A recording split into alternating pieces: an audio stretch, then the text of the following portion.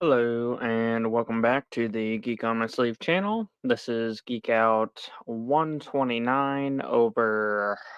Oh, I'm going to butcher the name, but I have a clever way of doing it by Dennis Vanderkerken and Dakota Krout. Here at Geek on My Sleeve, we learn how to human one book at a time. For the title, here we go. Adam snickered, then explained. Celestials on our own plane have such a different perspective on life and its happenings that many of them can't be translated. We keep encountering the inexact, inappropriate, or improper use of a word. I call the phenomenon Acyrologia. I expect such occurrences to be frequent this iteration, when people both new and old join us and must be explained the ways of the world. Acyrologia. Sorry for completely butchering it, but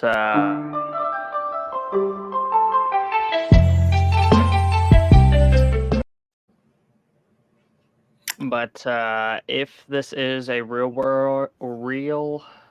world word, then it is a common phenomenon for me, and Carl probably knows better than most, but I've never been a big fan of like Pictionary or whatever the word version is, or you stick a card on your head and you can't say the word, but I frequently do that where I use descriptors, abstract descriptors to explain people, places, things, and yeah, just life.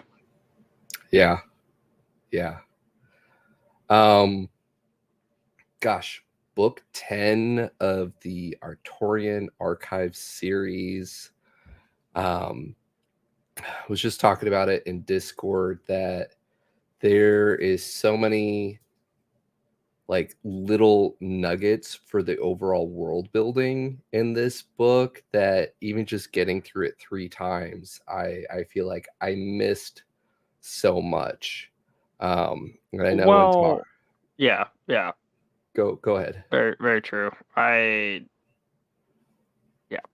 Yeah. In some regards, it successfully broke things where a lot of the previous stuff was irrelevant, and a lot of what we have an understanding of may also not be relevant here shortly because there are 3 towers and they do things a certain way, and we can only use the essence of what is close by, but we've ran into someone who cultivates neon essence, which is not nearby, but packs a bigger punch, and the quintessence is the only one that can go through the cosmos without breaking down. As well as we did get confirmation on Heavenly being the tower nodes and there being a rank above them into Godly. We are about to approach the triple S, which after triple S is Heavenly. Dun dun dun. Right. So, Right. Gosh, I remember Artorian Archives, we've talked about it in previous streams for it, where like it was one on our to read list, but at that time in our LITRPG journey, we have just spent so much time in the Divine Dungeon extended universe that we went and went on some other authors. But I remember I don't even think we read them in publication order because we just excluded Artorian Archives, right? Like we did the Divine or Dungeon, we and then we did started the between. Completionist Chronicles, Yeah. and we Yep. kept going there without working in Artorian Archives. And I remember us like just speculating because we knew the universes were connected, right? And you could see that if you had already read or listened to the Divine Dungeon.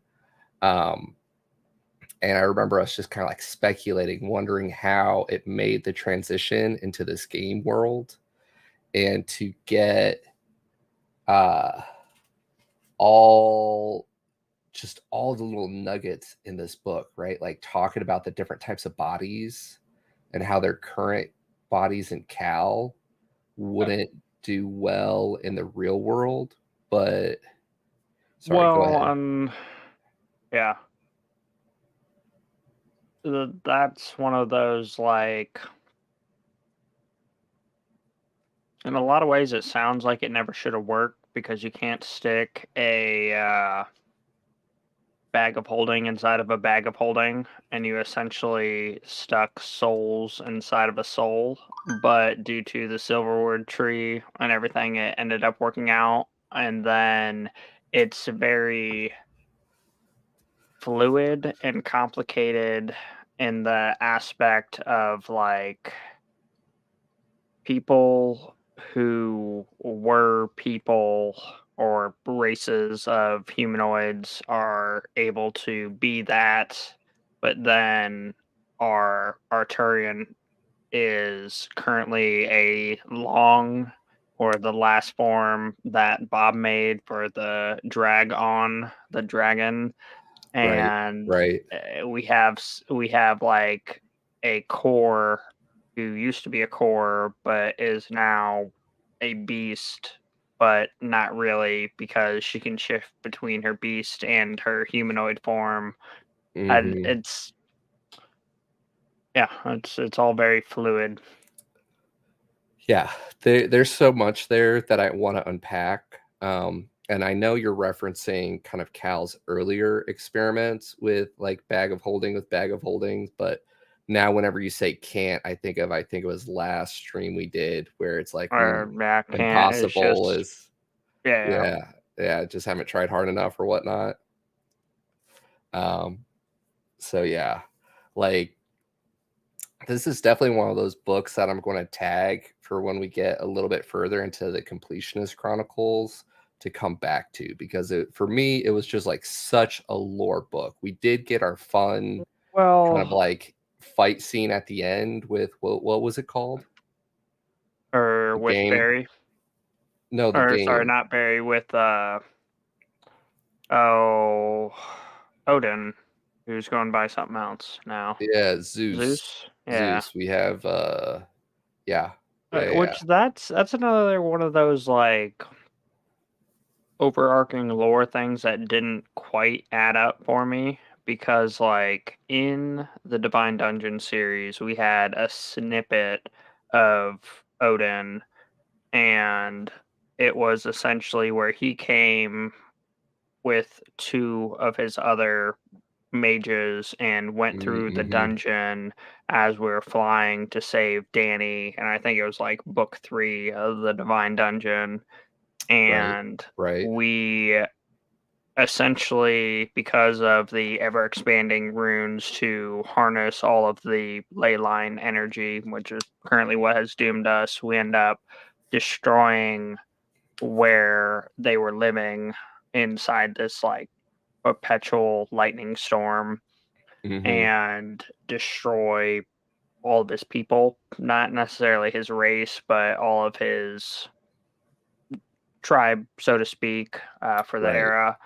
Right. And then he has his two companions or brothers, I think, get turned into animals. And then he essentially makes a vow or an oath for retribution on whoever, took it from him. Mm-hmm. And then when we meet him at the end of the Divine Dungeon series again, oh, the master, who we know as oh man, I'm He's drawing a had blank he's had for the several name. name changes. Or they all In have, but yeah, yeah, yeah. yeah, the If master pretty much tells him like, would your people want you to, just take it out in vain or to become something more? And he had a change in heart where he picked up with the Amazonians, and because they have also apparently been wronged by the people who mhm. don't really show up, but get to see oh, Aiden and his Wolfman society.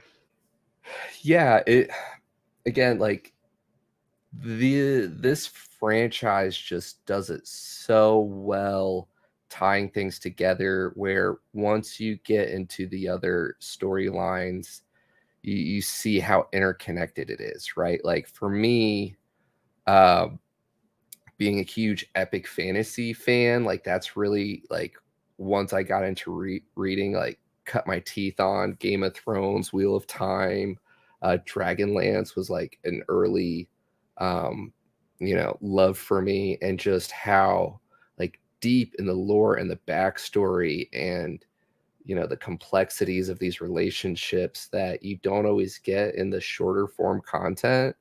uh, by the way they have these series set up, You know, we understand the story about the, like, if you just, when we just went from the Divine Dungeon to the Completionist Chronicles, I want to say it's at the end of book 2,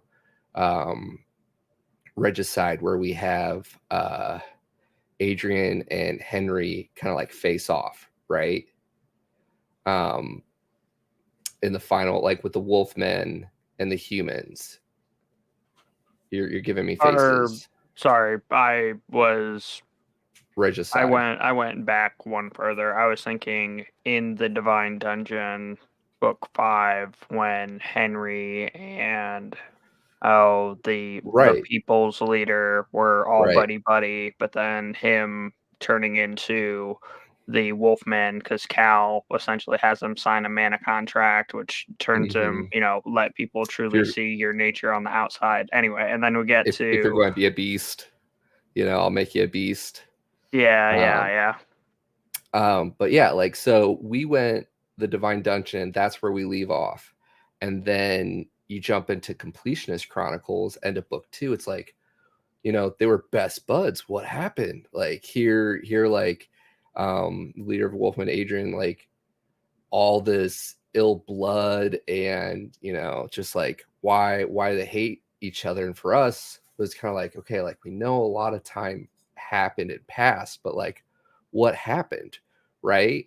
And we get that through the Artorian archives, where we get to see how Henry just is so laser focused on being a good ruler that he takes for granted all his friends and just shows up. And we get to see Artorian, the grandfather, kind of, piece this together and coach them through it. And like, we get all those pieces, but then we also have the master, Uncle Tatum, like whatever his title is in the books, where it's like, okay, why did he do this for King Henry?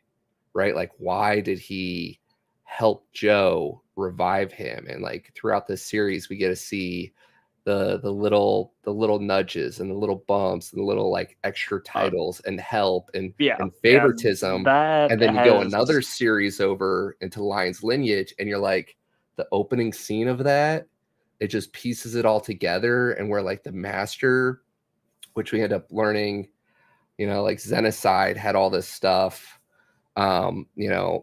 tinkering with everything. And it's just like, for me, that's like, I just am such a sucker for the world building, to get that in Artorian archives, where it kind of like helps give you all the magic behind the curtain, and the administrator, and just sorry, I went on a tangent there for a bit. I saw the gears turning, good but points.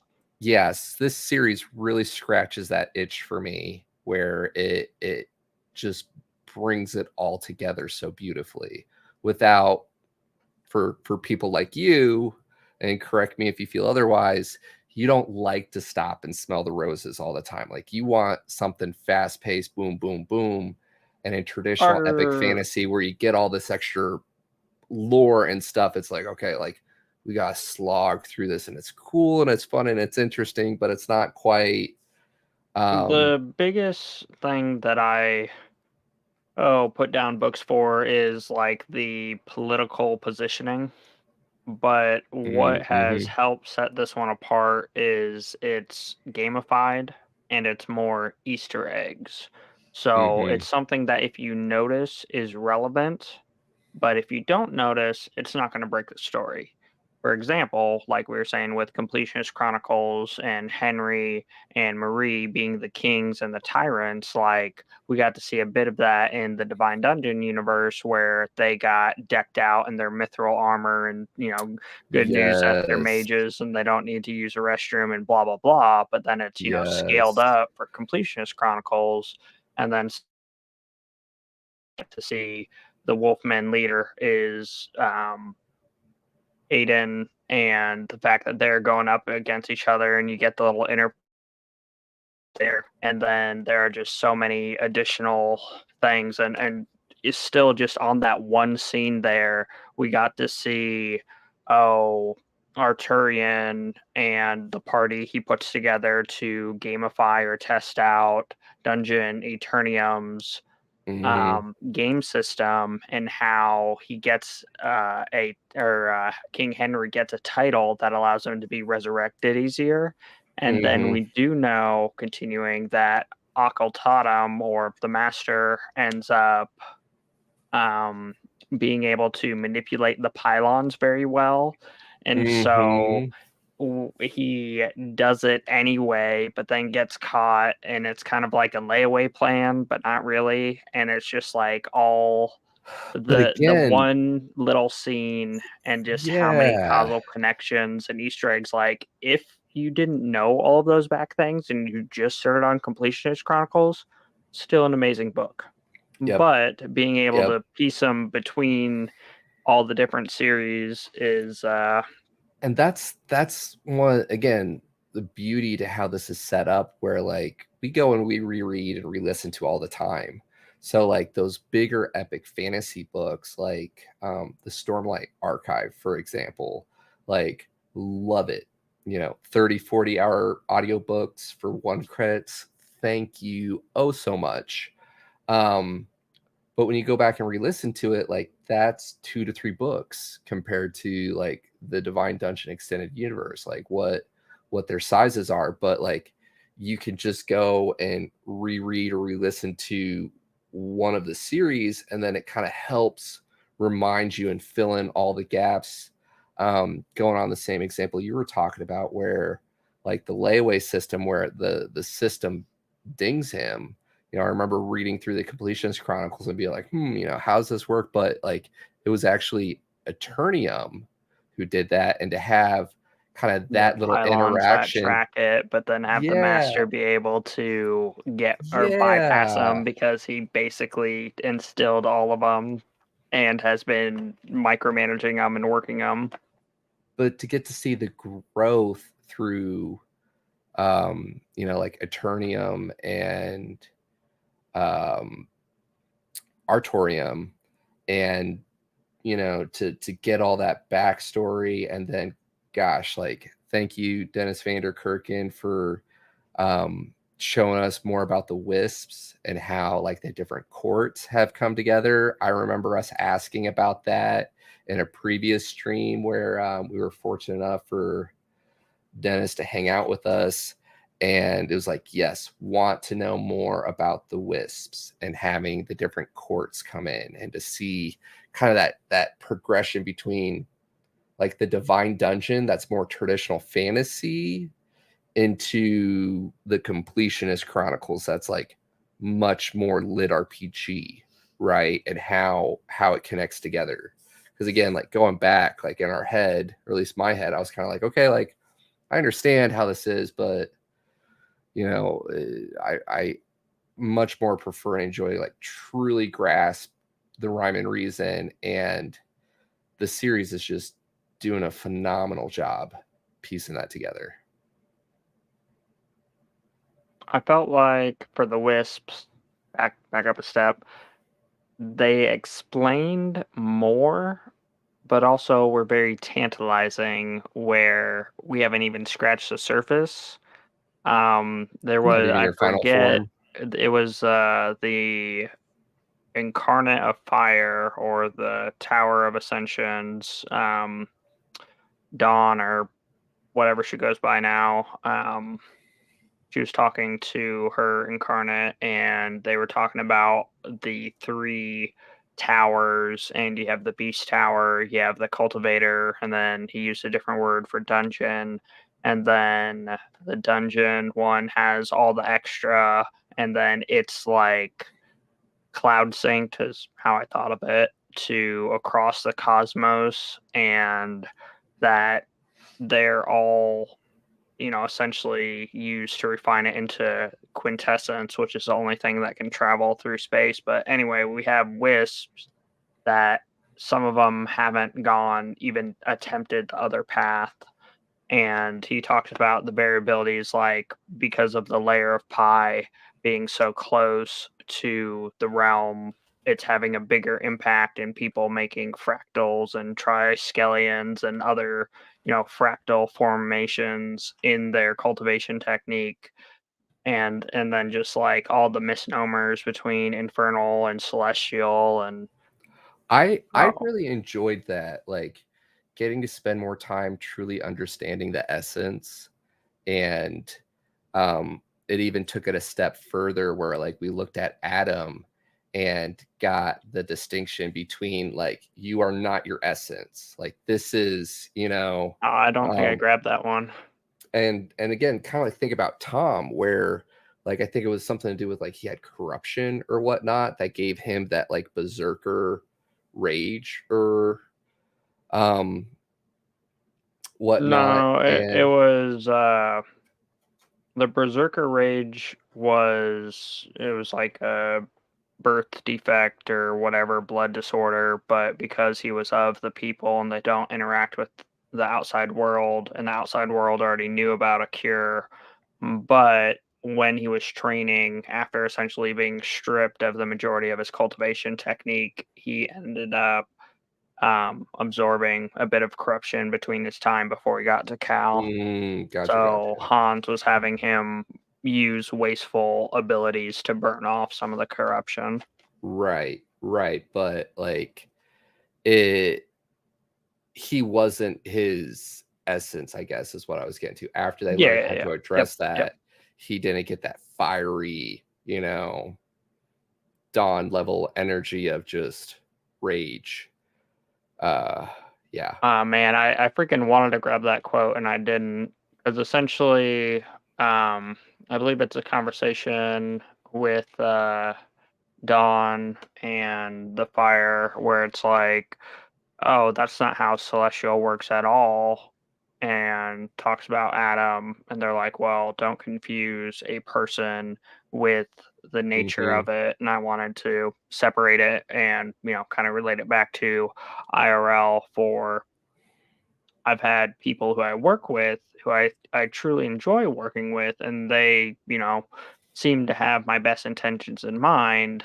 But then when you look at the corporation or the business I'm working for, I'm just a number and they're just a paycheck. So it's like there's different layers of divisibility and obligation and yeah, just Mhm. Mhm. and that's where like if I have a bad customer experience, I probably will not go back. But in reality, it could just be a Karen and life could go on. You know?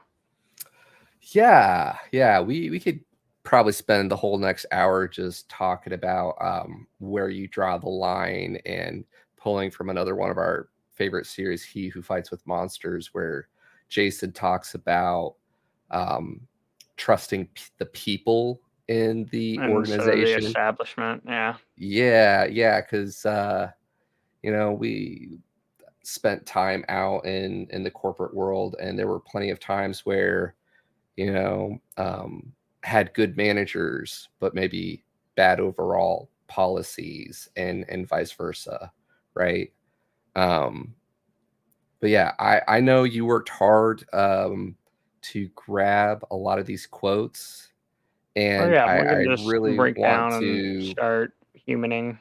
yeah. Um, so I'm just gonna go from the top. These aren't in any particular order, but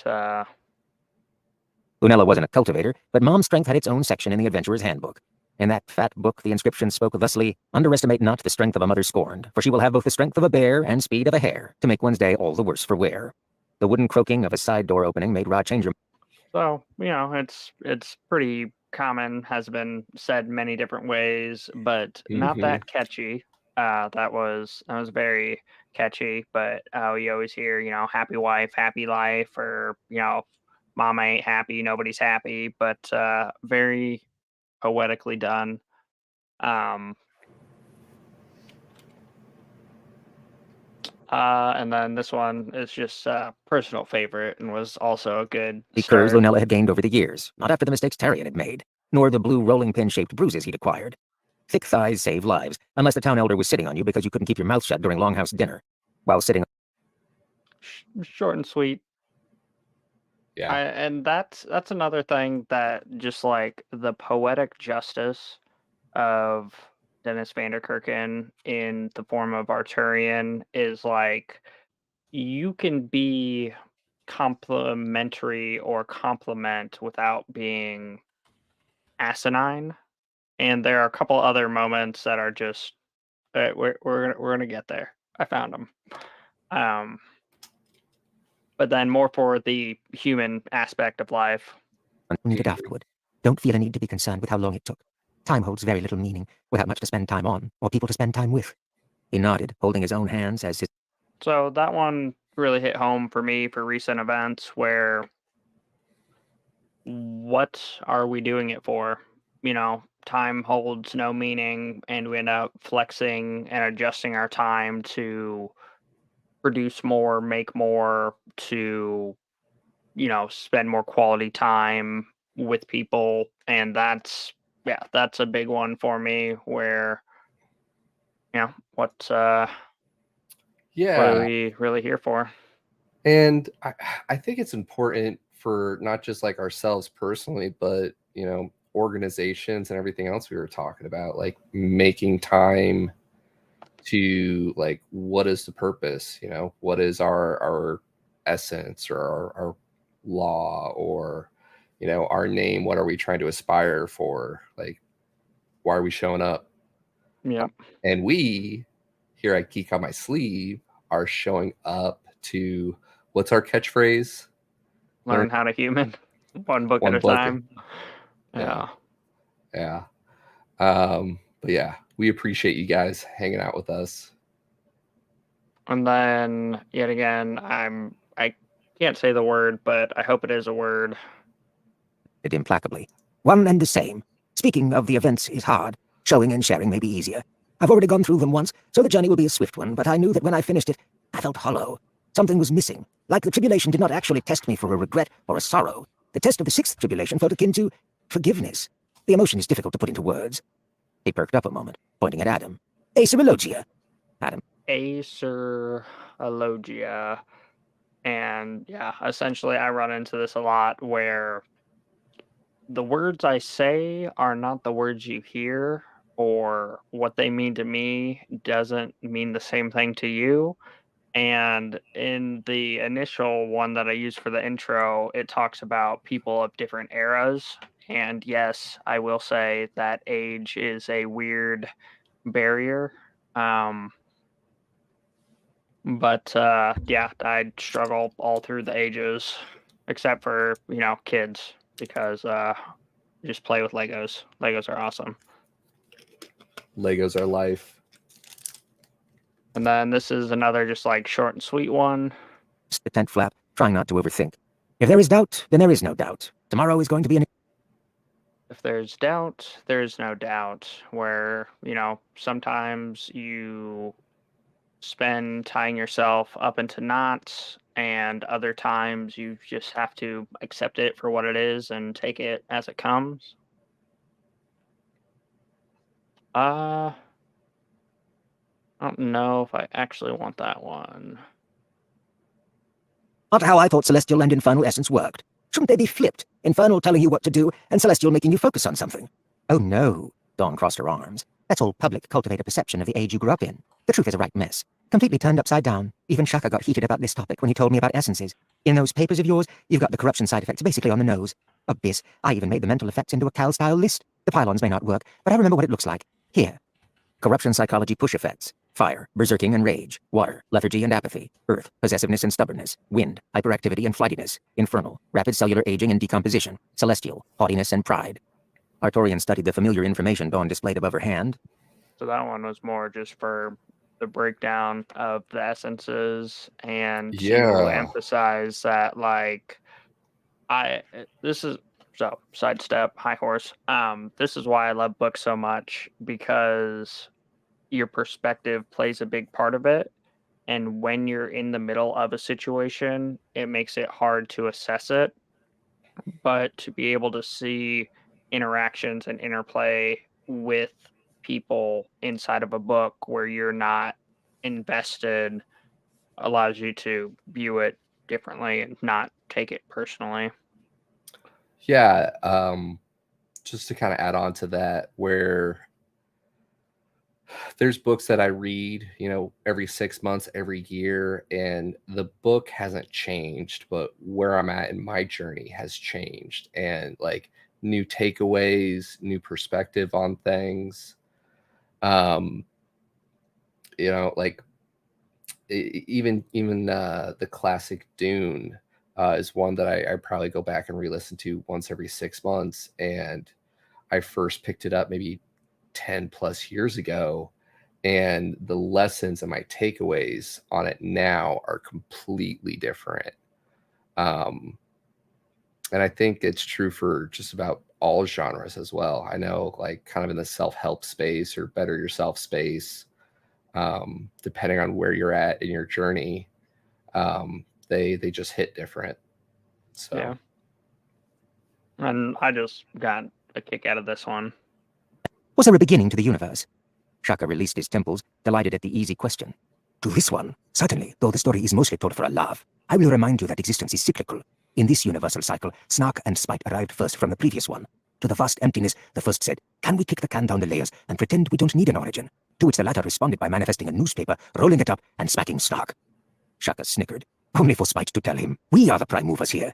As Snark failed to contain his smile and watched this universe's, what do we call it? Big Bang works just fine. I prefer El Kaboom. Turns out that upon Spite manifesting a newspaper, Snark saw fit to inscribe some coded text. Upon these, CVS receipt-sized columns was described the creation of the universe. The trigger was Snark couldn't help itself, and Spite didn't abide. So the universe began with the whack of a rolled-up newspaper, which is most amusing.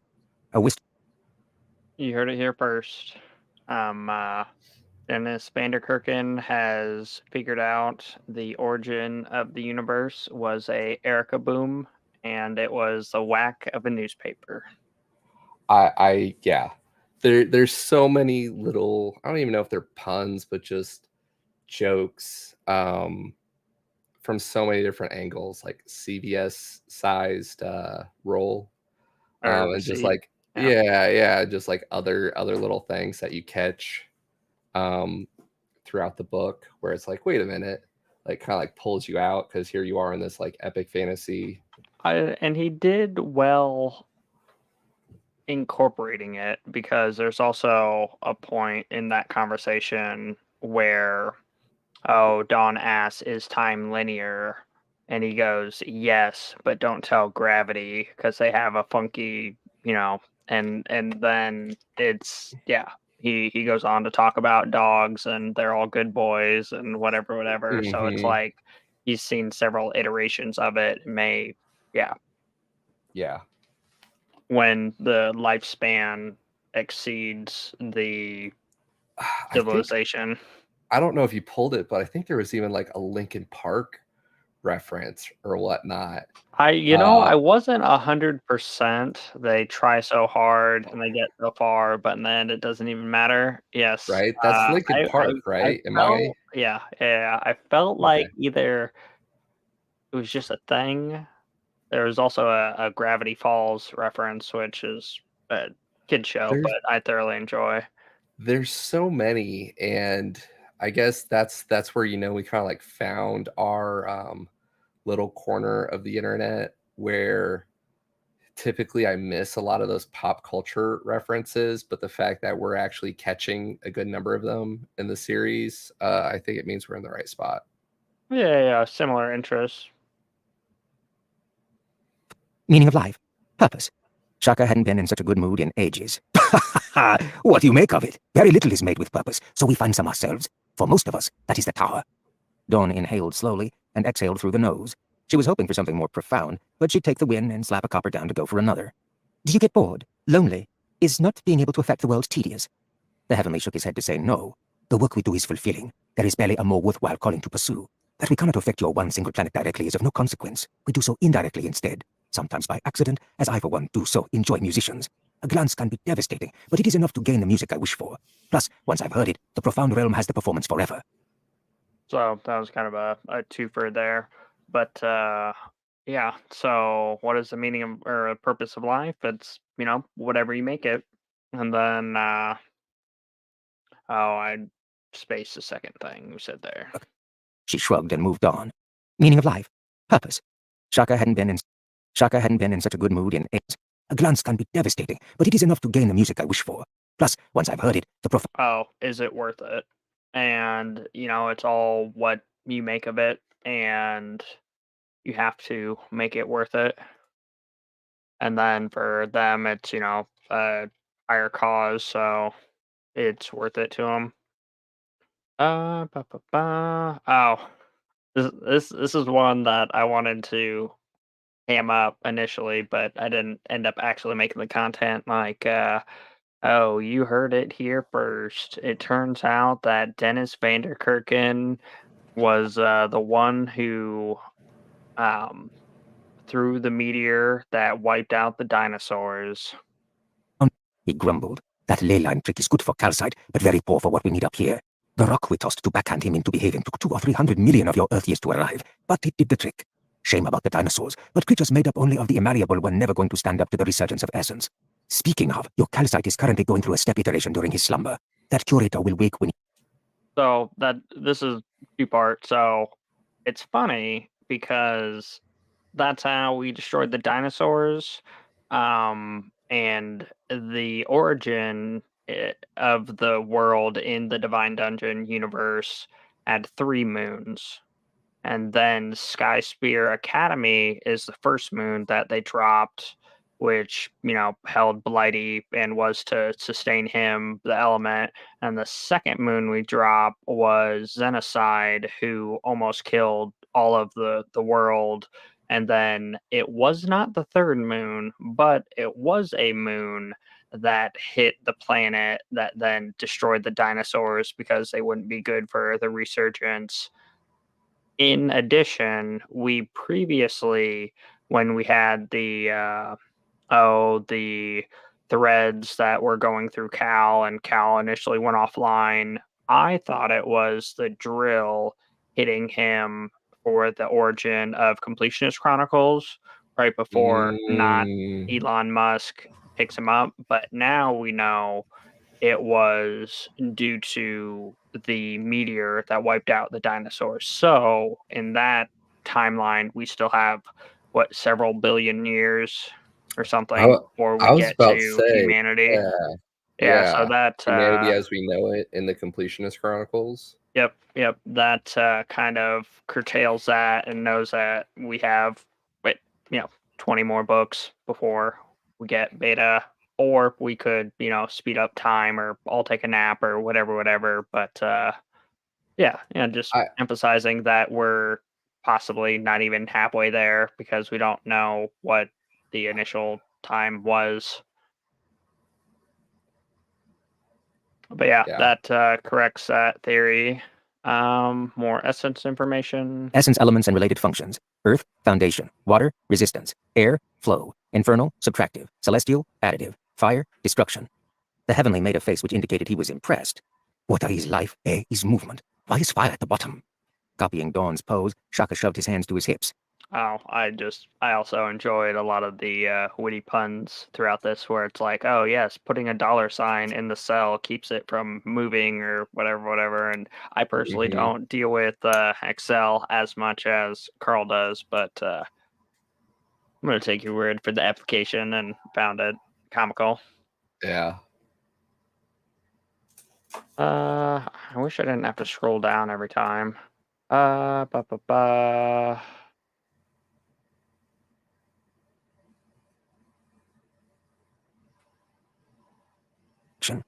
You're still here. Focus on the time you have, not the time you don't. The next tribulation may take longer than you think. Dale's mentor is not one to jump heedlessly into them when he does not have to. I wouldn't call the events pleasant based on your retellings, though I find it good that his advantage. So essentially, this is when Scylla, the liminal essence, is concerned about doing the seventh tribulation because then she'll be done and she'll go back into the liminal. Um, it's something that sometimes people need to hear, and I have a tendency to lose track of it where I get caught up in the what ifs and the next step. And the reality is, like, sometimes having a broader scope is good. Sometimes you need to just look at the now. And yeah, I was just one of those bringing it back down to earth. Um, focus on the time that you still have. That's another one I struggle with, but To let go. Thank you for being you. Artorian felt like a proper grandfather again. Anytime and always, my dear. I didn't need to be the ascendant of love to walk this path. I just happen to be doing that too while I'm at it. The one thing about what you said hit me a little hard. Scylla looked at him expectantly, so he quoted her. You said, an old man who would throw himself at the world to save everyone in it, never once believing he was worth being in it in the first place. Is that really how I look? She punched him in the shoulder to break some tension. That's not how you look, old geezer. That's how you feel. Your biggest flaws in love all stem from the fact that you don't love yourself. It's a stunt on your power, for starters, but more important to you is that it's going to be a roadblock for your incarnation. Originally, the last tribulation was going to require that you let go of love entirely, so you would know how to act without it. Artorian raised his nose as the pieces fell in line. But then Eternia needed attention, and Urken happened. He patted his hip, where ordinarily the sorrow katana should have been. Yes, can't say you're wrong about any of it. Interesting how that was supposed to be my last one. I suppose. so yeah, just like I do better with a purpose and for someone else than I do dedicating and the drive for myself. But learn to take care of yourself and do it for you. Yeah. I also, not quite as deep, but really enjoyed just seeing the story there, just around both those characters and how they've progressed, as well as his tribulation track and why things have changed. Right? Yeah, Like for yeah, that me, it's not solid, it's yeah, fluid. And then I didn't realize that she was the girl at oh, the name chastable or just whatnot. yeah, the Chessable who Yeah. had the wrong color eyes, so was considered a lowly class, but then he changed the color of eyes, and Hmm. then she was supposed to ascend and be, worth something, but the world ended. So just kidding. Hmm. But Well, and just also to see the, like when we go through, oh, what was it? His like third or fourth tribulation where he lost his, I think what he deemed his third life, where Dawn just rolled through, or Ember rolled through and just annihilated his whole um army group or whatever. Like mhm. she, in this example, oh, I'm drawing a blank on her name, but our pink-eyed friend helping him with his Or tribulation track. syllable, We're awful with names to chasuble, begin. Yeah, and Scylla. then when we change their names every couple Oh, books, yeah, yeah, yeah. Like I it's hard for us to appreciate track. the sense of progression and the way that in the S ranking you are the embodiment of your law, as well as Hmm. you get the double S and you relive the S Hmm. rankings previous iteration. So, hey, this was the person who did it prior, and like I appreciate the evolution. I just can't remember names. Right, right. Um, yeah, names are hard to track, but I think for both of us, the fact that we do audiobooks, um, it it makes it a little bit easier because we just have to listen for the voice or the sound of the voice, and we know who we're talking about in the scenario. And can I go a bit off track and go down a different rabbit hole That's for fine. a quick moment? So I'm just just, gonna remember 14. yeah, just to try to get ahead of this, um, I was curious and looking ahead on, the next upcoming book. And we went through this experience once before with the Divine Dungeon when they switched narrators. Book 10, we have Travis Baldry. Book 11, we switched to a new narrator, John Perhala. Hopefully, I got that right. But it's the first book out of all of them that is 4 stars out of 10 books, which is like freaking stellar. They're all like 4.5 or Yeah, up. it switched narrators, which is why it had a 4-star review. So I'm kind of curious. I know I've gone through this journey before myself with Or they did it in the Completionist Chronicles too, well, they've done but they it. had flavorful lore to express it when he got the magic anesthesia or whatever, the hearing Oh, magic make okay. noise. Okay. Yeah. Um yeah. So it'll be interesting to see. The reviews were kind of harsh. I, I've done it with narrators, and I've also done it with authors, and I'm just bracing both of us to go into it with an open mind, because one of my it's gonna first throw me off, Audible but I'll just have series to I did listen to was it Wheel more. of Time. I know you couldn't get through Wheel of Time all the way, but I loved it and listened to it probably a dozen times through and through. And we switched to Brandon Sanderson, the last 3 books, which that's when I had my first experience with Brandon Sanderson. And you could just look back at the 20 some geek outs we have dedicated to him. It was a hard transition for me at first, because it's just not what you're used to. And I think for us, especially since we do rely on the voices and the pronunciations of the names to be consistent, which granted we butcher everything. Oh yeah, just because I with can't names. articulate doesn't mean I can't interpret it. It's kind of like when he saves that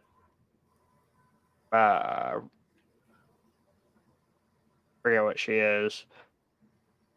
There's a tiger that's being mean and playing with the food, the silk I worm think it was a things. fox. Was it the And we'll say fox? pox, and he ends up Yeah. speaking red panda, and he's like, "You don't have to Yeah. dumb it down. I can't speak it, but I can interpret it." Didn't you just open this geek out on using different versions of the same word, But or people not understanding your words? Um, yeah.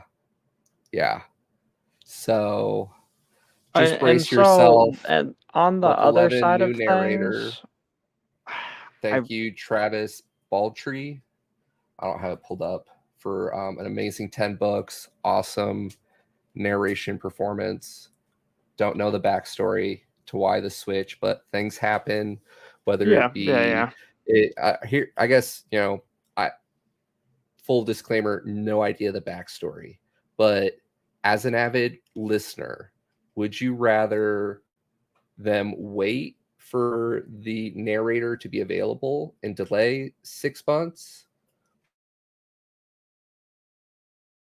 Ability, because there are some narrators like Sound Booth Theater, Luke You cut out Daniels. there.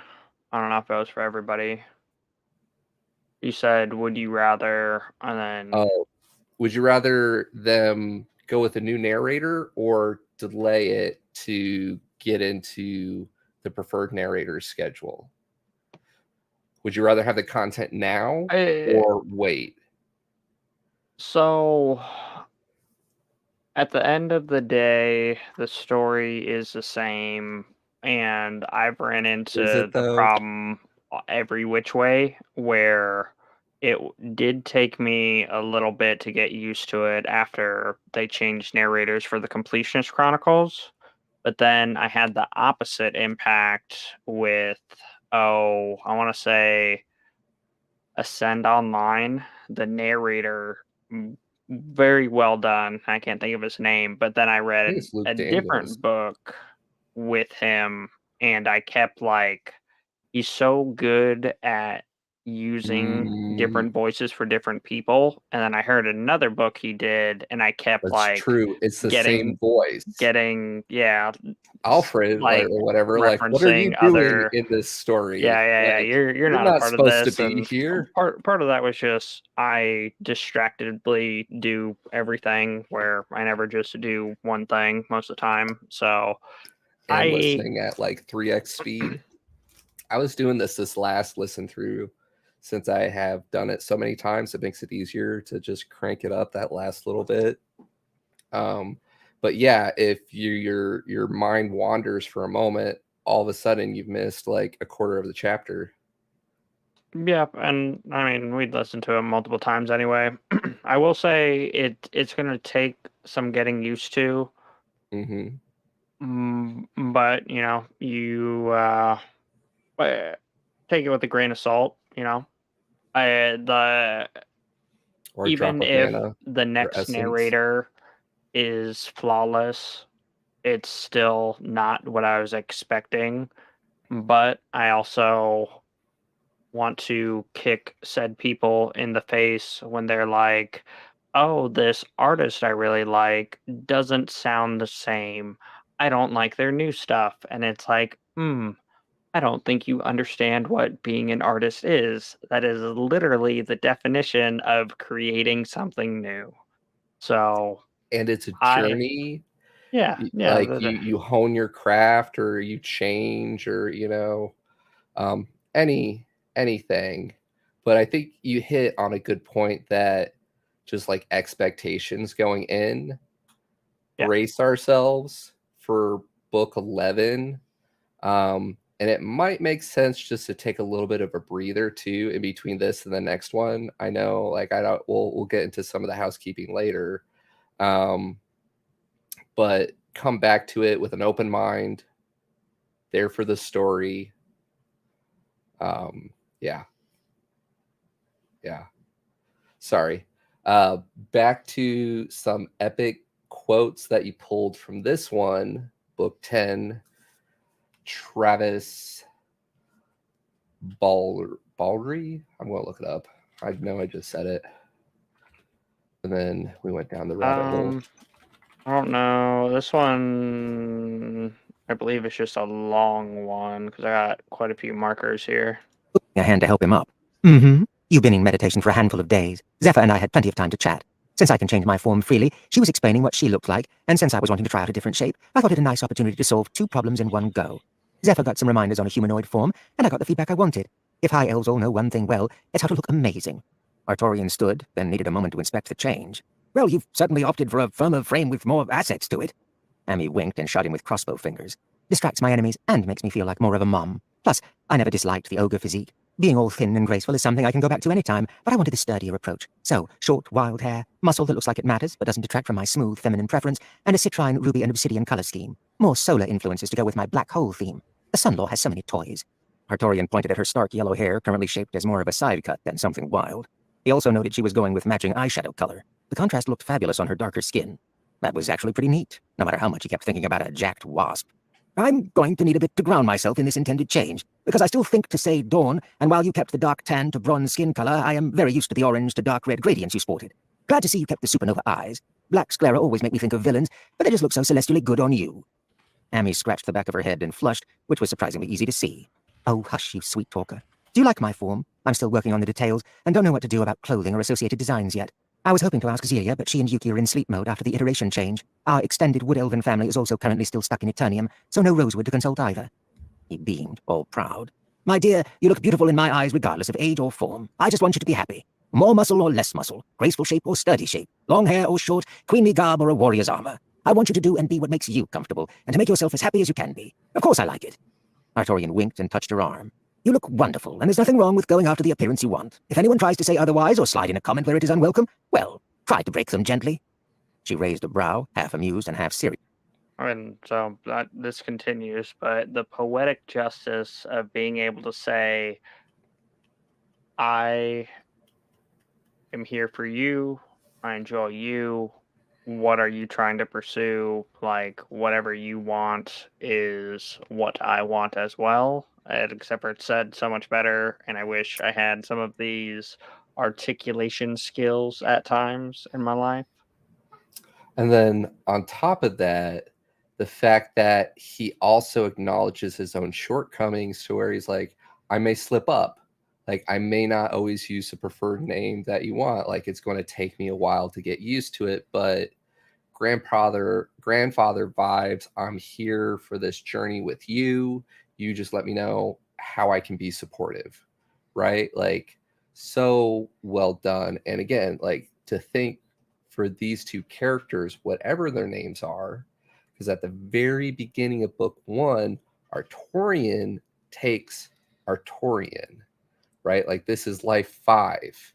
And he was doing this in like the Divine Dungeon era, where we don't just remake our bodies, but he kind of like remade himself, his own soul forge fire, whatnot, and owned this Persona. thank you, and embody those values.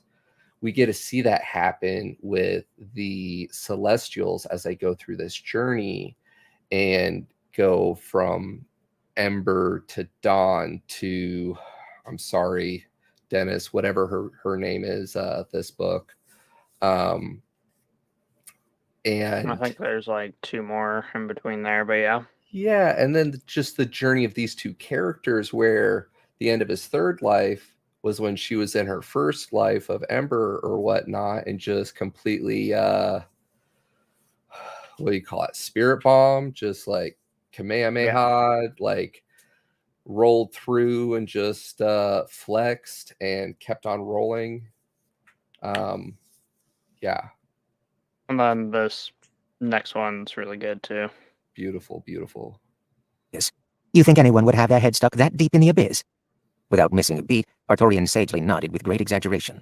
There will always be people who do not like something because they don't do the same, or because what they see is so dissimilar to themselves. It is not your task to drop to their level. It is their task to rise up to yours, even if that only comes after painful lessons. He scoffed. We have seen animals gain a human form only to be more humane than the species that word is coined for. Our wood elves may have the stars in their eyes when it comes to that particular form, but their view is not half so bright that it could pull the wool over my eyes and blind me from the truth. Artorian walked a few steps to the edge of the now considerably smaller yacht, looking down over the edge at the scintillating ocean waves far below. There will always be people who are foul for any myriad of reasons. There are people who are small, petty, and miserable, those who stand still and refuse to walk so they could know the world. There will always be commentary. There will always be daggers in the back. Pay them no heed, for they are not worth your time. Amy curled her arms around her sweetheart from behind, having let him ramble and gush. It looked like he had more to say, but not the energy to say it, so she leaned her chin on his shoulder. And when they do stab me in the back? Artorian sighed, closing his eyes for a deep breath of updrafted ocean air, relishing the salty, fresh sea breeze. We break them gently, though we break them all the same. I'm sorry, Amy, I don't particularly like this topic. I've always been suited to those whose eyes were full of spark. Perhaps not the gifted, for they surpass me like the named ones, in no time at all, but definitely those who held on to something greater than themselves and were willing to keep putting one foot in front of the other, no matter how hard it was, or how tired they were. They kept trying, with that fire in their hearts and determination in their souls. Silence fell for a moment. Artorian looked around, but that the scene was available only to them calmed him. Yeah. So the whole idea of embrace yourself, embody what you want to be. People, haters are gonna hate. That's his life.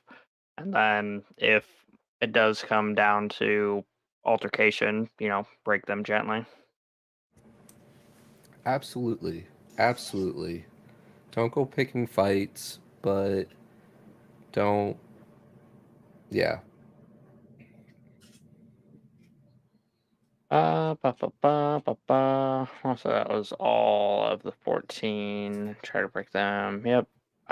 We only get one of the locations on this one, but as we know, things could possibly change. Especially after he heard that you turned a demon into a sword and split Barry into pieces. Speaking of, I buried the Game Over cloud in Eternium's Midgard, but I doubt it will stay where I placed it. The whole of Eternia needs an overhaul, and I don't think it will be called Eternia afterwards. That ship. So yeah, we got to see that element in the Completionist Chronicles, and yes, it yes. was the whole reason that I'm drawing a blank. I want to say it was 5 of Completionist Chronicles. Starts with the R. Ruthless. Why Ruthless was a thing? Because one of Joe's not lackeys, trainees ended up using some of Game Over's blood to use as a catalyst for the spell, which made it very potent.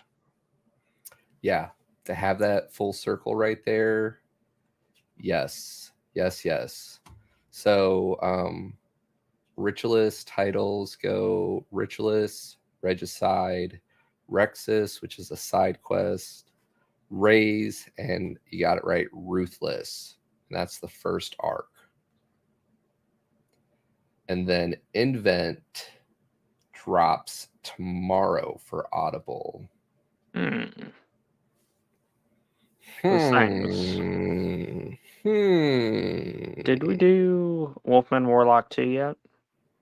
I don't think we have. That book was a lot of fun, and our other boy, James Hunter, he's another one of my favorite lit RPG authors right now. I would Yeah, I love to need work to that into our rotation. finish out his other series, but yeah. And then this is another causal connection point here. On to figure out the combination of silent It's approach and the stealthy one arrival. one. Aiden, good to see you. Incredibly well done stalking like that. If you hadn't spoken, I doubt I'd have noticed you at all. Aiden smirked and inspected his sizable claws. Had you not been a familiar face, you never would have. What brings you? This is unexpected. Equally unexpected was the small, furry blur that shot from the canopy. The tiny voice was full of vigor as equally tiny teeth tried to maul Artorian's face. I got him, Grandpa! Artorian didn't move an inch as the enthusiastic bundle of claw and fang clashed with his unmoving form. Somewhat amused, he slightly tilted his face to get a better look at this fearless attacker. Who's this little hellion, Aiden? She's got your fire. Aiden chuckled proudly, his arms crossing as his stance relaxed. Oh, Baba, you little rascal. Hone your instincts. Your claws are meant for small prey, not sky dragons who do not feel your bite. No, I got him. Her reply was full of blind fervor, trying to chew on Artorian's cheek like she was... Which the scene continues, but back to the or as for the Obaba reference, not the Aiden one, but yeah, but same difference. I misspoke on Aiden earlier, so I just wanted to clarify it was Aiden and Obaba. And Yep, yes, yep. like But we get to see her year one when we get to see her a couple times throughout the Completionist Chronicles. Joe gets the greenhouse from him. Jackson gets the whole his T-Rex head hands from her recommendation and hangs out in her village, and Jackson saves her and brings her back to the village, and yeah, yeah, and she has again, quite the extensive yes, foundation. amazing seeing the connection right there, like you said, year one, but still having my epic fantasy hat on. In a lot of ways, like what's so beautifully done as we get the magic behind the curtain is like it's set up in a way as like the quote unquote traditional where you have thinking about it in the completionist chronicles, like the tiers of gods and powers and their influences, right? Like you have Cal, OG, but then you have all the main core group as they go through the Artorian archives in the background. And by the time you get to the completionist chronicles, like you kind of have your demigods of your gods in a way, right? Because she's the daughter of one of his chosen. So Yep, she's not yep. quite from the old world, but she is from and it kind of helps us piece it together as we look into the completionist chronicles, where we're just going in as Joe, just like a typical game that we've always played, and it's like a factions war, right? But then through just having it all pieced together, here we have Obaba, essentially a demigod who is a child of a chosen, of a god, or not quite the administrator, but same as Artorians Or I think crew they from back classify in the them day. as deities. But yeah, Yeah, they are deities in the new worlds, or the iterations as they're figuring out the bodies and all those pieces. Um, but that's still but yeah, just just interaction contained inside Eternium when they still live outside in yes, Cal. yes. Can I go down a rabbit hole fan theory? Yeah, yeah. Um, I only got 3 left. I am possibly 4. I'm remembering 25. yeah. What happens after the completionist chronicles, right? Because everyone's pretty much doing the same thing, escaping from Cal's soul space, right? Or into Cal's soul space from like Armageddon, the apocalypse. And we are going through and we see a lot of body creation and how the soul is connected and memories. And you transferred, right? Artorians on body, whatever. We can go through and count that. Sorry, you can have the talking stick now. What are your thoughts, Pete? So, Divine Dungeon. Al gets, I believe it's Axiom for his law, which is the law of everything. He has been not in the world, so he doesn't have a, descendant or whatever they're called, S ranker of him. He goes through. Dale uses the water that turns everything mundane, defeating Xenocide's runes to stop the moon from plowing into the earth even faster, ends up ascending through the tower, talks to Axiom. Axiom tells him that Cal is going to destroy the world, and there's like a beautiful little snippet I wish I had pulled where it essentially says that we need to stop Cal from destroying the world.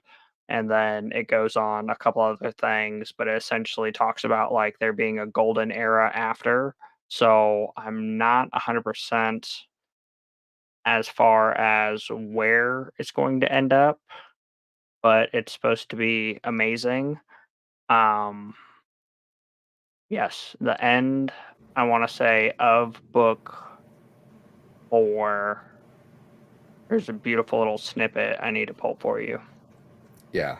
So I looked it up real quick, found it on the Divine Dungeon fandom. Oh. Quintessence, also known as Acme, is the highest law in the Tower of Ascension. It is the unified personification of every law in existence and can take the shape of any of them if it Or not wishes that. to. Quintessence? I don't know if I have it.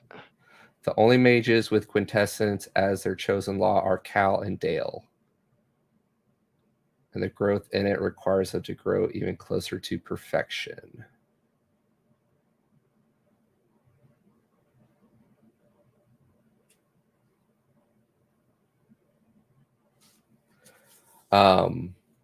But yeah, it just the possibilities. Sucker for lore. Getting to see how these worlds are created.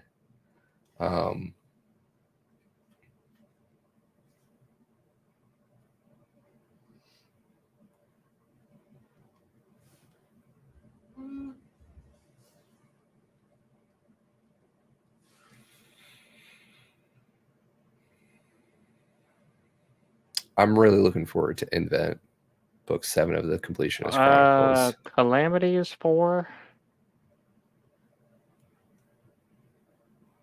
Right? Dungeon Calamity? I think so. I'd have to look it that's up. 3. So if we're looking at the Divine Dungeon series,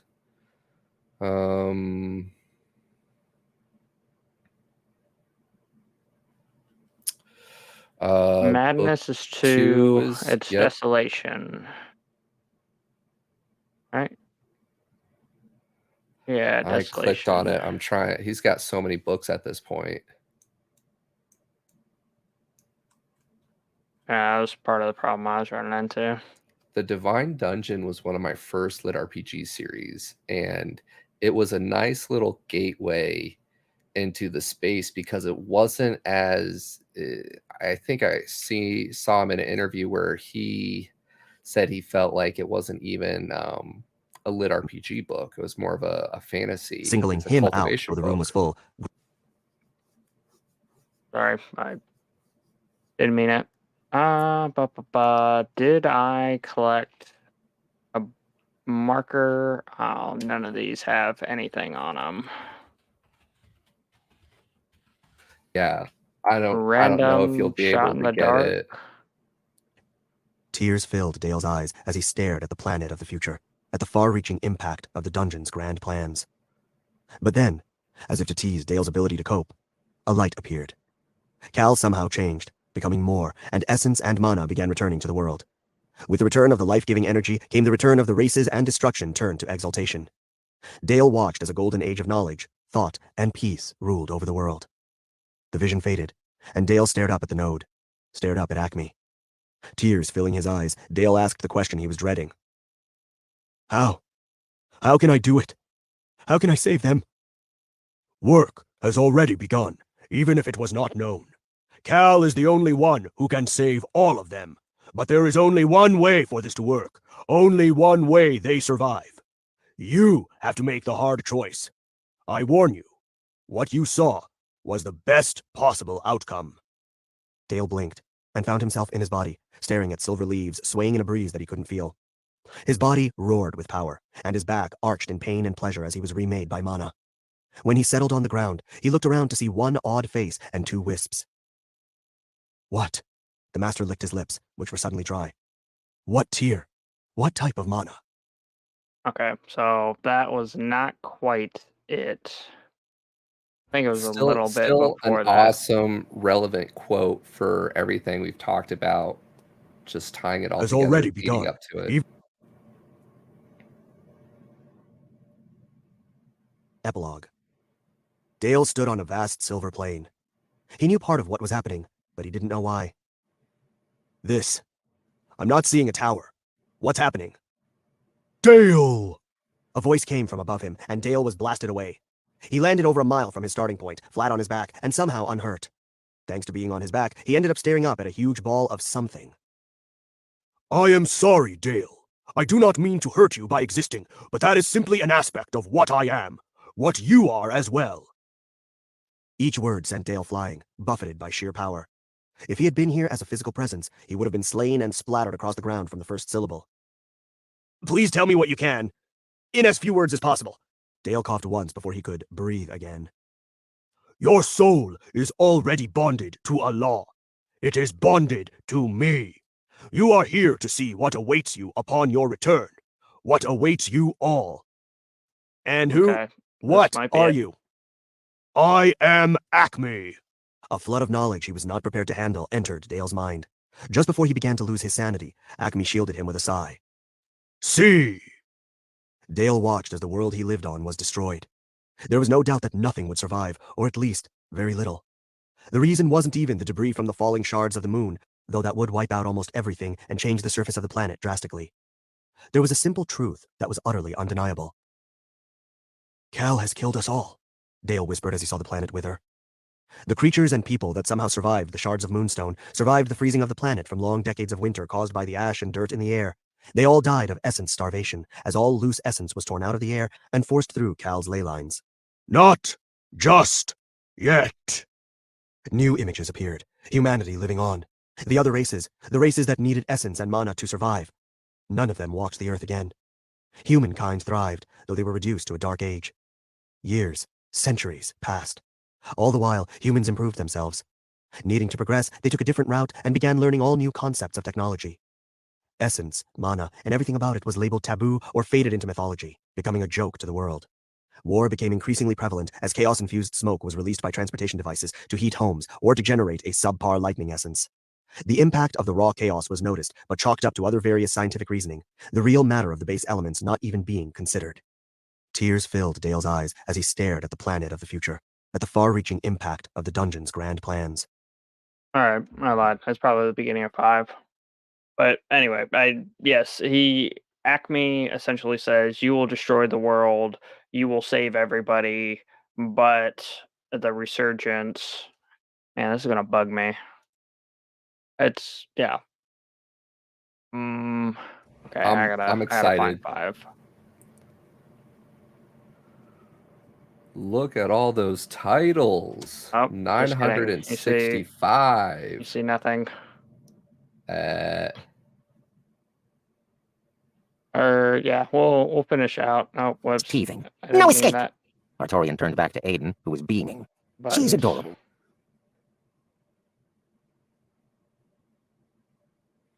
Anyway, what? That was pretty impressive that you're able to pull some unplanned quotes on the fly like that. But I You're missed. There's a better one. Still pretty impressive, sir. Still pretty impressive. We could talk all night about this. You got a couple more quotes? Yeah. So I remember asking Dennis Vanderkerken for lore about the Neanderthals. Point of reference is in the Completionist Chronicles. When we get to the second letter, there's a cat that approaches Joe, and I can't remember the interplay that happens there, but essentially the cat says, "You've already met us. We were the ones who gave you the chalk for one of his earlier rituals to, oh, it's a predator's territory ritual." And it's one of those, like, they're not on either side for the way that Completionist Chronicles work, where you have two races, and then one wins, and they go to the next one, and then you get to join your one race gets to join two races that are fighting, and blah blah blah. Anyway, Neanderthals, possible origin? Question mark. The fox was out of the bag. I'm Jess, and I go by Scout because my role this time around is being a scout. The last time it was being a merch ant because I made merchandise.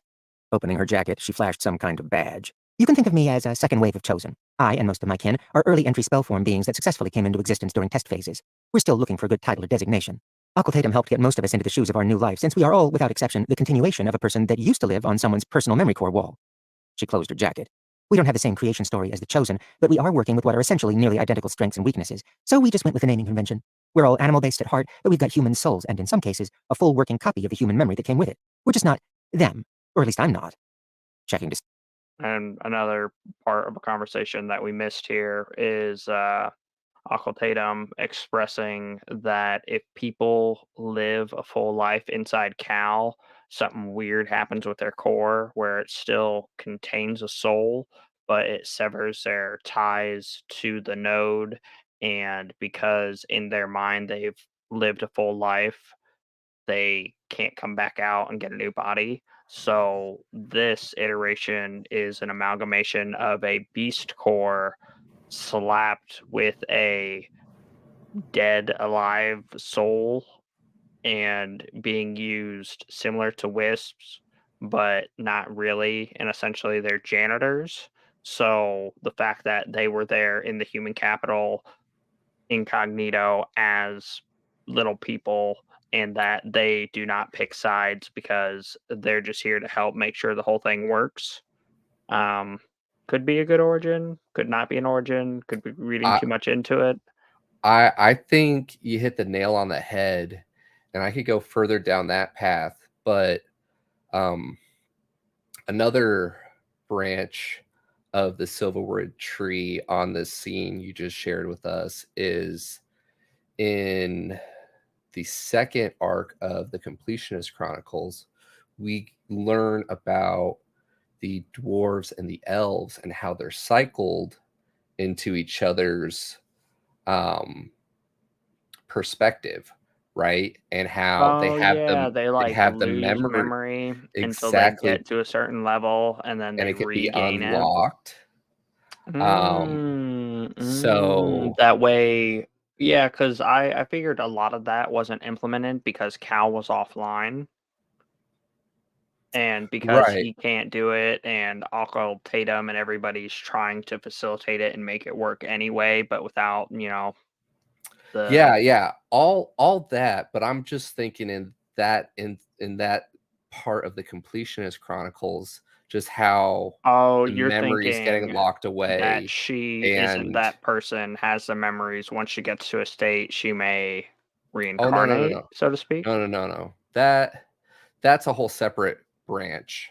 I was just talking about with the dwarves and the elves, how when they move back and forth and the memories get like stored away and then unlocked later. So But successfully. with the Neanderthals and all that, yeah, and just also the ability to quote unquote create life, right? Like people may die, but these new people, whatever you want to call it, not even humans, but create new, not really new souls, but like the recycled souls, and they still have their memories and their like lessons learned, right? Like, Yeah, I'm not yeah. them, but I have a lifetime worth of experience. And that's where don't want to Imagine go that a too couple far. cycles and iterations. Like, if it happens again, where they feel they live a full life again, what happens then if it's still able to be reused? Does the new anyway, too far down the rabbit hole. Reel it Or back. yeah, and just one more random side note on that is IRL. You meet people who, in short form, feel like they have an old soul, such as a younger individual who is more mature for their age, or you know, that's a poor example, but you meet people who You're you feel saying we're have an old living soul, and I'm not saying reincarnation is a thing, but what you we are may saying is all we're actually be one being living different lives, and we've spliced our consciousness. But no, we're inside Cal, and this yeah, is just yeah, his it's all way of simulation. breaking. He's breaking the news to us by slowly releasing these books through these incredible authors like Dakota Krout and Dennis Vanderkerken, and it's seeing who can accept the fact that we're already living in Cal simulation, Eternium. And then this is another thing that I am pretty poor at. It's a little bit of a longer one, but here we go. Out of curiosity, can that thing be moved? Halcyon ground her teeth together, silently vowing to make Fortress version 4 anything but angular. Rather than fuss, Sai knew that she wasn't going to get to give her tour any other way. If I do it, yes. I think the only other people who could so much as budge that thing would be dreamers. I haven't wanted to go near it. Because I broke that door in a rush, it's become the topic of some giggles among the SAS and their ilk. If I go and put it back, they'll come watch, and for some reason, the idea that they will causes me intense discomfort. Artorian squeezed one of her digits with his hand. Sai, you know I can tell when you're hiding something, right? I'm not going to pry if you don't want to talk about it, but I do want you to know that what you just mentioned felt like a symptom, not a cause. I also don't know you to be concerned over such small trifles. Can I help at all? You did just help me pretty effectively. An unpleasant train of thought crossed Halcyon's thoughts, but she shared it without preamble. If there was someone she could tell her worries and problems to, then it was certainly her dreamer. Well, much like rust feels bad on the skin, I got this flavor stuck in my mouth that's causing me discomfort, like a bad icing on a cake or the sour taste of lemon. Crossing her legs under her so she could sit in space, Artorian moved to copy her pose, also sitting cross-legged before scooting onto her ankle, to be nearby. It's Odin's little patch of defiance against you, his wounded pride on equally proud display, just like everyone else who's seen it. The sight of that place sickened me, and even now it's difficult not to think of that slab of meat and not feel the hunger to do something.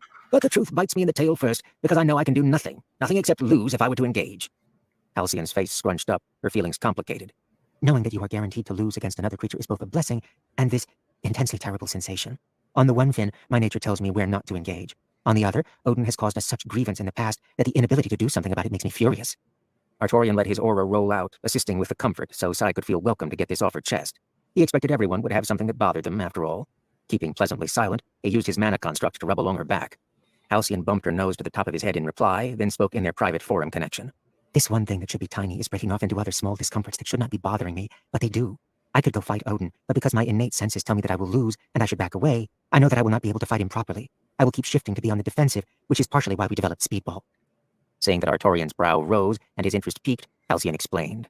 What I showed you before are aspects of the game. What I tell you now is more the inner truth of it. Speedball is about aggression, hunting, taking initiative and focusing on positioning in order to get in the best strike. Against Odin, I had the thought that one strike would be all I'd have before the bestial inclinations kicked in. Inclinations I simply can't ignore or pretend aren't there, no matter how good I made my humanization. He nodded, so she continued. Because of this one strike idea, the second wave of the Chosen got together, and we collectively came up with Speedball. Getting a rust off is best done by being forced into highly explosive, sudden changes in movement and activity.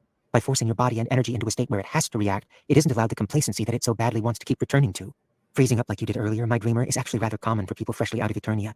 On the same fin, because playing defensive will only make you lose the game of Speedball, you must take initiative and strike first. Halcyon motioned to the bubble, and this time her dreamer paid proper attention, inspecting the soap bubble. He saw more than just a copy of Aiden's front door, as Artorian could now detect that crystalline gyrosphere wheels turned steadily around the outside. They were massive rings keeping the bubble together that held seating where a crowd could sit. The crystal structures were see-through, which told him how he'd missed them the first time. The bubble supports just blended in against the background. Halcyon finally felt the pride she was hoping to feel as she took in her dreamer mumbling about little details, pointing out small tidbits as his eyes darted from one feature to another. When he realized that one of the more solid metallic rings looked rather familiar, he snapped his fingers. No wonder I recognize the design. Those are modeled after Cal's first sun project. The big outer We're rings are getting support there. struts. Artorian felt some of Sai's tension wane, successfully being brushed away by his aura. Her comfort rose, easing her reactions. They are what keeps the bubble intact at the size it is, which is how we keep that advanced arena in one piece. The goal of Speedball is to knock all other players out of the ring and be the last one still inside. This is why playing defensive is no good. You'll just get hip-checked or tail-slapped out. Rubbing his beard, he pondered a detail. Say, is it called the Thunk Squad purely due to the noise your tail makes when it hits something? That sound can't be specific to just me. Halcyon beamed. My dreamer, I love your ability of insight. That's exactly it, and is why my team is named the Thunk Squad. When my tail smacks one of the bodies people use here, for some reason the impact always makes that sound. There's a betting pool in the stronghold below on why, but nobody has an answer yet. What Artorian was actually happy about was that Halcyon's tension and concerns had bled away. He nodded, and felt confident that he could tap the issue and see what else was going on. So because Odin is being a spud, and he's likely very strong, you're uncomfortable because you want to slap him halfway across the moon, but can't. Because you can't, but want to, other smaller things have been starting to get to you, like what public opinion might be over a lawn ornament. That's honestly very reasonable. Halcyon jerked her head up, surprised. It is? Oh yes, Artorian nodded sagely. Why wouldn't it be? Little irritations make other irritations even when you don't mean for them to, and the same is true for discomforts. I bet that as soon as Odin isn't a problem anymore, all your worries will suddenly vanish at once, since they all actually only stemmed from one thing. When we have slapped that wall of meat down, you're suddenly going to look at that bulwark and wonder why you were ever concerned at all. That piece of slag won't bother you any further, and you'll be able to laugh the event off and recount the story as some fond old memory of past times. I promise that it'll all be all right. Artorian patted her with tender care as she squeezed him, and didn't fuss one iota over her crushing strength. Worries only seem difficult to handle on the surface. The hard part is figuring out what the actual concern or irritation is. Frequently, what you feel is the issue is in reality only the side effect of something else happening. When you know what the real issue is, then you can tackle it, or at minimum plan for it. Even if you can't do anything about the problem, knowing what the specific case and cause of the problem is, by itself, will help you deal with it. Artorian continued being supportive, always here for his most favored few.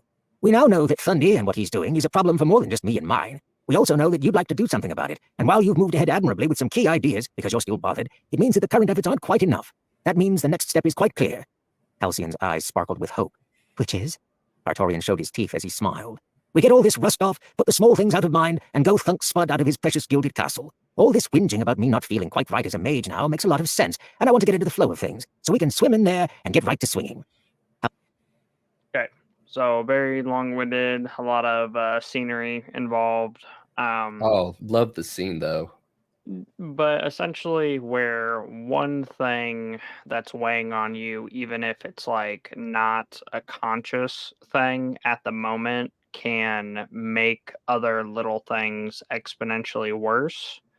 And I'm very guilty of this. Another way I've heard it said / say often is who pissed in your Cheerios, where someone's aggressive or, just being over the top with you. And it's like, this isn't even about me.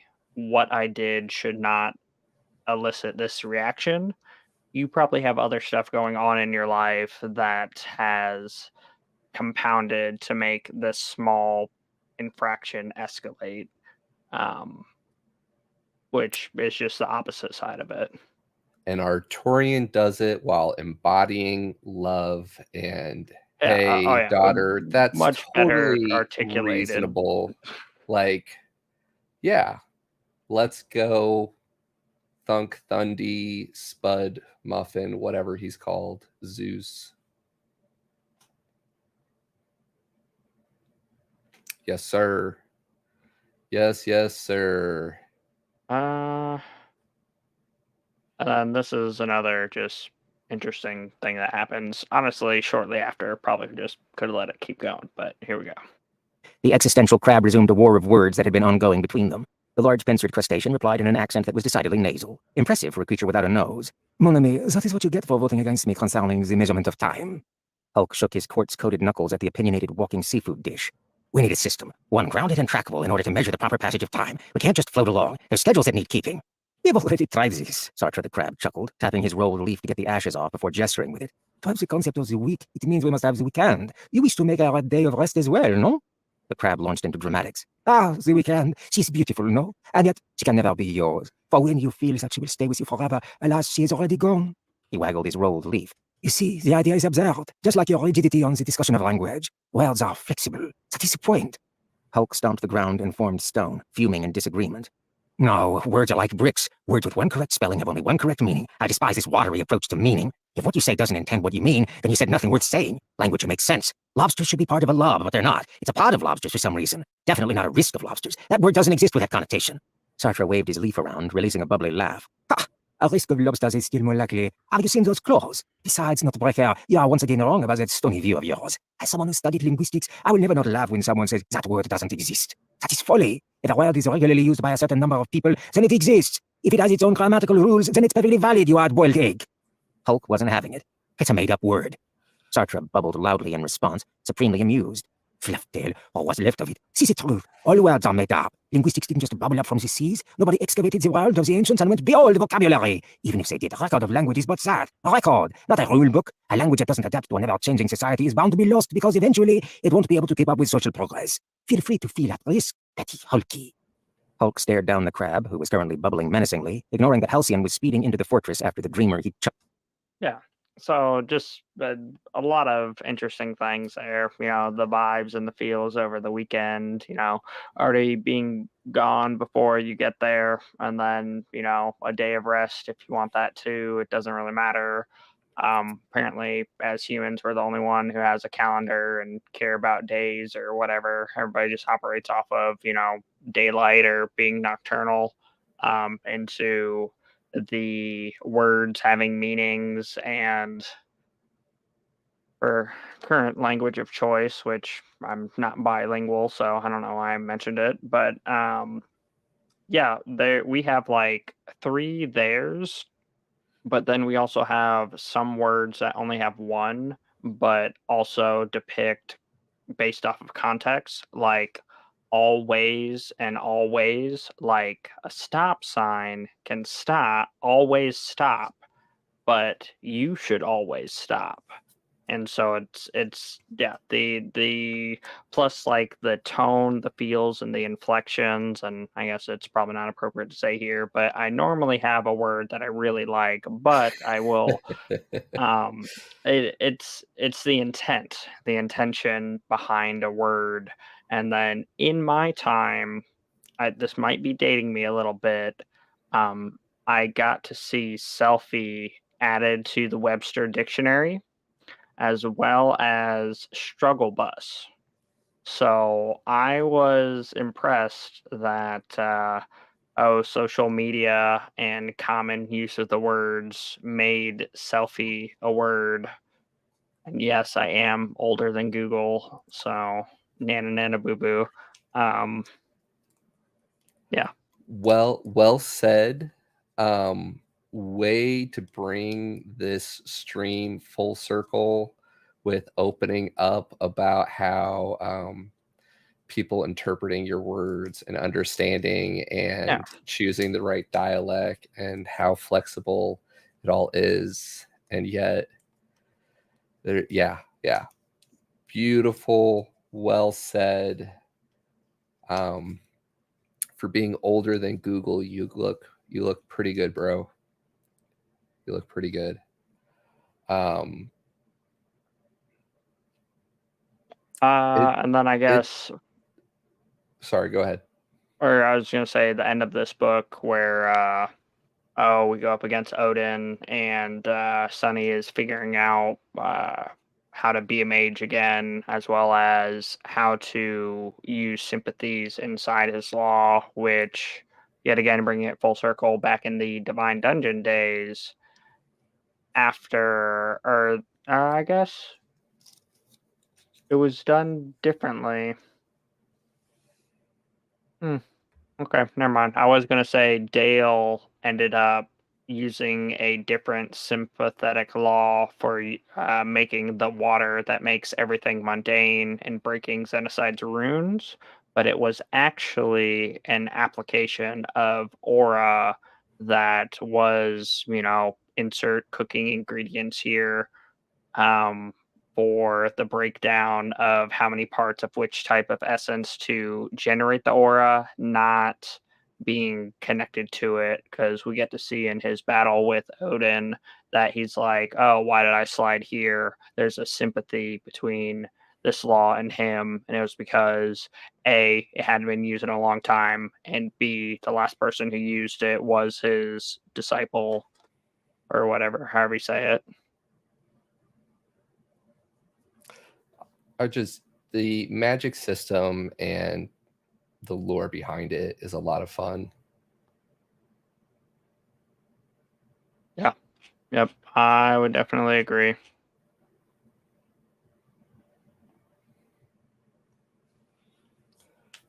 And then the Alice Machina, and I know the concept in theory. I don't actually know its origin story. Um, for the Deus Machina, but I've heard it used several times. So, for that being Context. the thing, and just Right. yeah.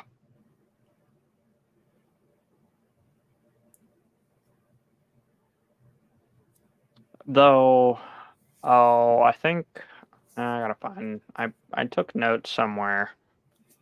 Hold on, maybe for other things that may have made sense. There was just so much in this book.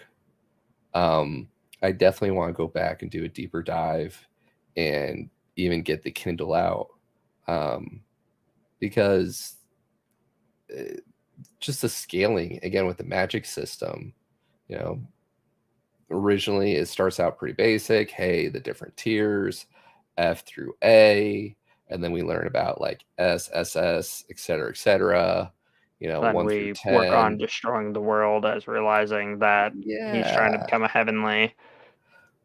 But as you learn Oh, more about it, there's just so much more complexity to the different channels and the essence and yeah. the Yep. laws. And yeah, How the channels inflat or affect people, and we get to see it with Tom and the Berserker Rage, and Hans and the flightiness, and Rose with the hmm chaos. And hmm my notes say the Sunny song about coming home for the Lunella I when, and pie recipe insert here.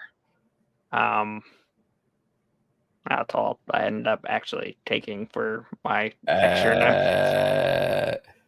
But since we were talking about stuff, we were. where is the volcano core? Because Minya goes, or Divine Dungeon, Minya goes to stop a blockage of a dungeon, of which That's is a right. volcano core, which then towards the end, while we're dealing with the end of the world, we end up implanting for the first like 3 floors, and it's all fire theme, and then hmm it goes into Cal, essentially gets a manager, or not a manager, a intern, so to speak. I know a lot of crazy stuff was happening towards the end, where we almost died from Xenocide, and then Kieran Olsen had to save us. And then we have a Silverwood tree, hmm and we are connecting to all the ley lines. I know a lot of our obstructions we just powered through and blew up with stronger mana and other things, but just like Dungeon Eternium, I guess we're running into it. Never mind, because like Zilia, who was a core, is now a chosen. They probably all are just amalgamated and thrown Yeah, into and the mix. it's interesting to see, and I'm curious. I think that's our What's way out. Or because currently they remove the chains of chaos a little bit, threw something out, it instantly blew up and came, right? died. But We learn the about the Silverwood bodies. tree has a connection to Mm. the other one, so maybe we can I think a dungeon lot core of the back out. game will change once Cal wakes back up. Oh yeah, it's yeah. But kind of along the I same hope. line. Oh, sorry. No, go ahead. You hope? I hope it does get incorporated. I know it's, or is 11 already out? Yes. Okay. I hope it does get incorporated. Um, Dakota Krout did it where the main character got an ability to hear magic as sounds, so that's where the narration change made sense. Hopefully Cal does something that emphasizes it. And when Dawn is talking to the fire incarnate or the heavenly of fire, and he keeps coming up with curse words like feces and other things, but he doesn't like any of them. I appreciate the gesture, but I don't think you're going to match Dakota Krout because, like, from book one, celestial feces was a thing, and it's something so simplistic and yet was the origin of the Exodus, where he became the celestial dungeon in conversation with now known as Gaia, and the Master, and his exit portal, where if things go south, portal is covered in runes that emit a feces smell, as well as it was his dumping zone to portal stuff, and it's like his landfill of dumping stuff to another spot. So Mm-hmm. became a celestial dungeon in a pile of feces, which Mm-hmm. then gets compounded and whatever over time, turning plant matter into oil, which it was a simple bad word or bad oh whatever, and it had such great lore. I don't think you're gonna I, hit that level, but I appreciate the nod if that was what that was. they do a good job with the puns as well as just the swear words or like how everything's Cal based in the current series. Yep. And it makes a lot of sense. So, but yeah. Well played, sir. Well played. Um, you have other thoughts about book 10? I know we could ramble a bit longer. Not necessarily. Okay. Um, we were talking a bit before stream. Do we have anything? Have we decided on anything for upcoming next So books? Or do you want to talk timeline? we do not, or I do not know. I have several potential variabilities. One option, and feel free to tune in, is dig deep, pick a series, and marathon mode it, Mm-hmm. which will make it easier because traditionally, not as of recently, but traditionally, we like to listen to every book in the series and then the book of or the current thing. Mm-hmm. That gets complicated when technically this is 10, but if you count the original series, it's 15. But then if you count the where we're at in the Completionist Chronicles, we're what, 6 there, so 21 deep. And then we've got Lion's Lineage, which is starting up. So we're at 22 books deep, and there are not that many days in a week that I counted last time I knew what a week was. So option Way to one, bring it back to the week quote. yeah, option one is dig deep, pick a series, and that is what is going to be a thing. Okay. Option two, we have also been trying to get into flavors of creative writing, which will be expressed in multiple forms, um, which Okay. uh, could be. So, Some example, other additional content. Go yeah, ahead. yeah. Okay, so example, IRL, boring place, I know. There was a piece of equipment in I Live a Life that was having a problem, had an error, okay?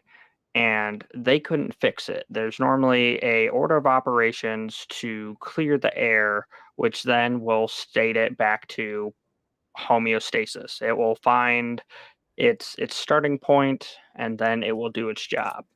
They couldn't clear it. they pull out the big wigs, they pull out maintenance, everybody's standing around. I roll up, I just stick my hand in the light curtain, which essentially gives it a new air. It's kind of like when your arm hurts, someone kicks you in the shin, but in computer robotic terms. So I was able to give it a new air, which the air involves humans, and due to OSHA laws, has to take precedence over everything else. And it fixed it and it worked. And because of the breaks and such in the system, it locked up, which then loosened the part that was stuck that you couldn't tell it to break away from because it wasn't an order of operations that it could do. Immortalize that into a book or a scene, such as, let's say, we've got, fantasy setting, we've got siege equipment, trying to siege a castle or whatever, and we're not even there yet. We're toting this siege equipment across the, vast open land, and it breaks down, and someone decides, hey, I'm going to stick my head in the cannon spot, which is not advised. And then due to, programming or OSHA regulations, it ends up fixing it. And that is kind of my MO, fixing things by breaking things.